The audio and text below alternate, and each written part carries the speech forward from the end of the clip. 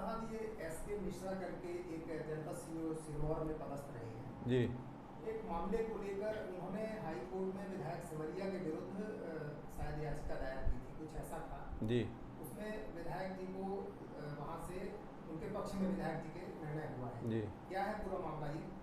पूरा मामला ये है कि सुरेश कुमार मिश्रा तत्कालीन जनपद सीओ जनपद पंचायत जवा जो थे उस समय, तो उन्होंने यहाँ पर सिमरिया विधायक केपी त्रिपाठी जी के विरुद्ध यहाँ कंप्लेंट फाइल किया,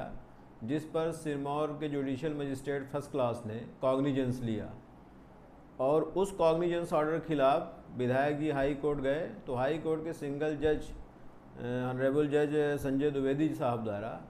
जो Sirmaur judicial magistrate first class का ऑर्डर था उसको क्वेश कर दिया और पूरी की पूरी प्रोसीडिंग को उन्होंने निरस्त कर दिया, जिसके खिलाफ ही सुरेश कुमार मिश्रा रिट अपील में डीबी में गए, डबल बेंच में। तो डबल बेंच का ये जजमेंट आया है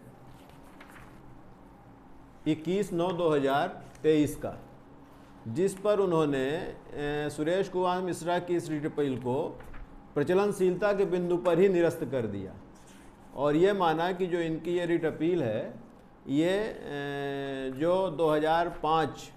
उच्च न्यायालय खंडपीठ न्यायपीठ को जो अपील अधिनियम है उसके अंतर्गत इनकी जो अपील है उसके अंतर्गत ये अपील प्रचलनशील नहीं है और निरस्त की जाती है। ये हाई कोर्ट का जजमेंट है। अब किसी भी तरह से विधायक को उस मामले में अब ये नहीं माना जा सकता कि कोई दोष का आरोप लगा है। नहीं, अब विधायक जी के ऊपर किसी भी तरह का कोई आरोप,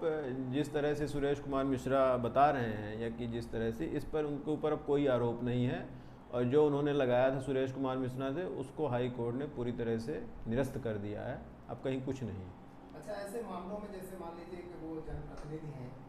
लाखों 50,000 वोट के वो नेता होते हैं, जी जी, जनता की आस्था जुड़ी रहती है जी, ऐसे वरिष्ठ लोगों के विरुद्ध अगर इस तरह से षड्यंत्र भी करके मामले बनाए जाते हैं उनकी छवि खराब करने के लिए, तो क्या इसमें ऐसे कोई नियम होते हैं कि उसके खिलाफ भी जा सकते हैं अपने मान सम्मान के लिए? बिल्कुल जा सकते हैं। अगर किसी ने षड्यंत्र पूर्वक किसी व्यक्ति को फंसाने की कोशिश की है और फिर बाद में न्यायालय ने उनको उस